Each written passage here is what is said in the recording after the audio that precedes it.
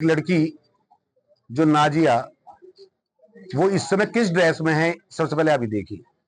उसने काला कोट पहना हुआ है और कुछ एडवोकेट उसके साथ गए हुए हैं। मैं आपको सबसे पहले बताना चाहता हूं कि नाजिया ना तो एडवोकेट है इस वक्त और ना ही हमारी बार की मेंबर है। वो कहीं अन्य जगह नौकरी कर रही है और एडवोकेट बायलाज के हिसाब से अगर कोई नौकरी करता है या कुछ भी और दूसरा प्रोफेशन करता है तो वो एडवोकेट रह ही नहीं सकता। काला कोट पहनकर पहुंचे हैं एसएसपी साहब के यहाँ।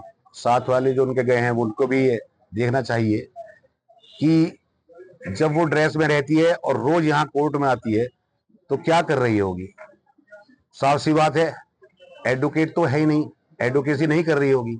अब रही बात इस बात की कि हमने जो रिपोर्ट लिखाई है, मैं उसके बारे में आपको थोड़ा सा बता दूं।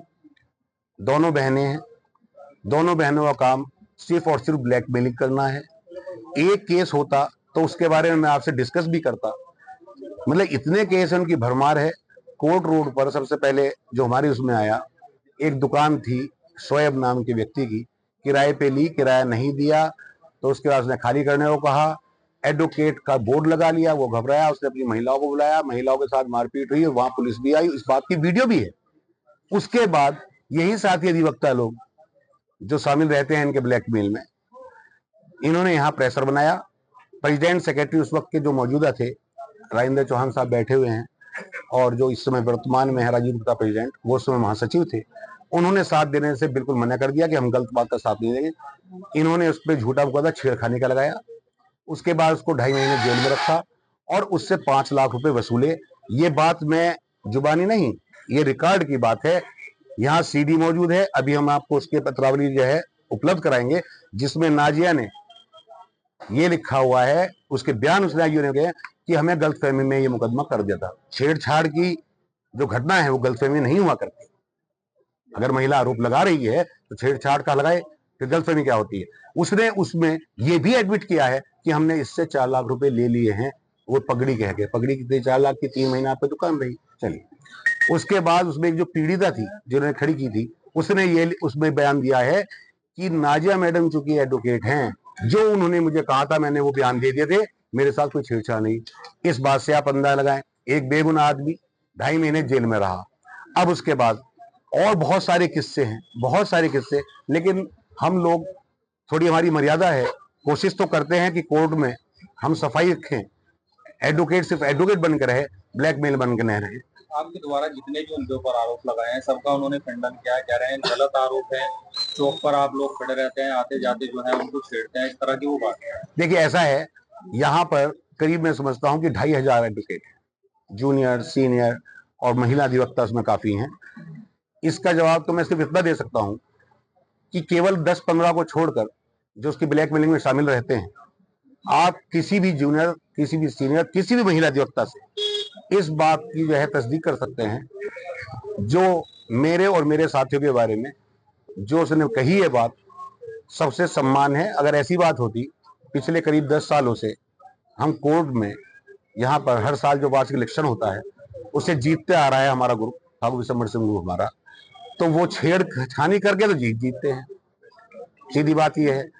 तो ये बात तो जो है उन परिणामों से, और बाकी आप किसी से भी घूम लीजिए, किसी भी चैम्बर में चले जाइए, नाजिया के, उसकी बहन के बारे में, इन सब के बारे में जो साथ हैं, इनके करेक्टर के बारे में, मेरे और मेरे साथियों करेक्टर के बारे में आपको बता सकते हैं। मैं इतना ही कहूंगा। क्या चाहते हैं आप इसमें, किस तरह का? देखिए ऐसा है, ये जो मैंने मुकदमा कराया था उसके पीछे वजह क्या थी, थोड़ा सा मैं आपका समय लूंगा।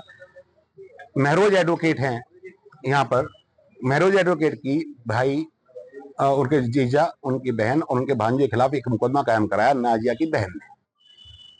मामला कुछ संपत्ति विवाद था। एडवोकेट होने के नाते हमने उनकी तरफ से वकालतनामा दाखिल किया, उसमें बाबर वसीम ने भी वकालतनामा दाखिल किया और महरोज भी साथ थे।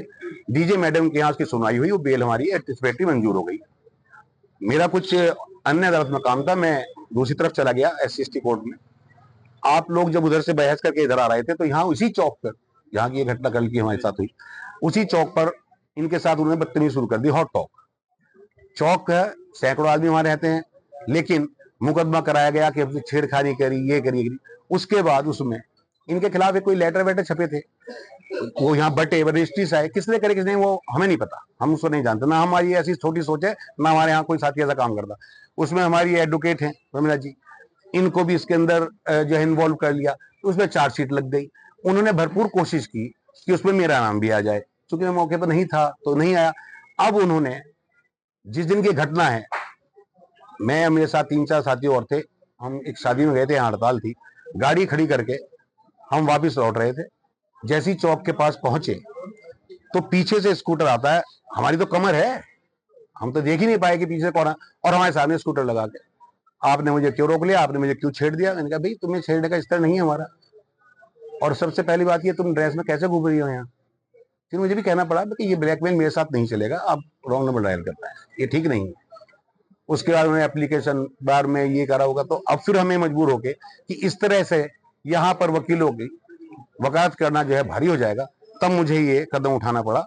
और इसकी सबूत ये खाली जुबानी नहीं है, सीसीटीवी कैमरे में पूरी घटना बिल्कुल साफ साफ है कि हमारी उस तरफ कमर है, उसने आके वहां पर स्कूटर रोका हमारे सामने ऐसे करके, और हमसे उसने उलझना शुरू किया। काफी लोग वहां गए, सब लोगों ने उसको, अधिवक्ता साथियों ने, वो खुद को एडवोकेट बता रही है, क्या एडवोकेट? बताया मैंने आपको, ये आप रिकॉर्ड में देख लीजिए, एडवोकेट वो कैसे हो सकती है जब वो कहीं और तो नौकरी कर रही है, हमारी बात क्यों मेंबर नहीं है।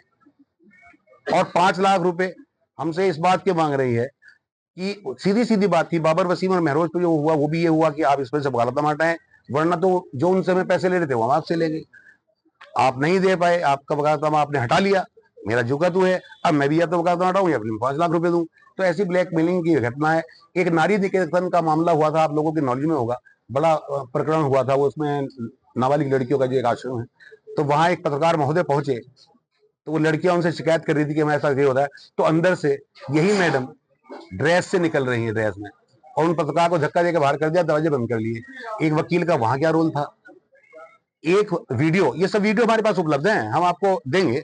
उसमें वो ये कह रही है कि हमने एक दुकान में कब्जा किया था, उससे पैसे भी लिए थे, जेल भी भिजवाया था। और इस वाले मामले में जिसमें अब ये प्रकरण है बाबर वसीम अहमद वाला, इसके अंदर हम पैसे भी लेंगे, मकान भी लेंगे और जेल भी भिजवाएंगे, ये वीडियो हमारे पास है। तो ये आपको लगता है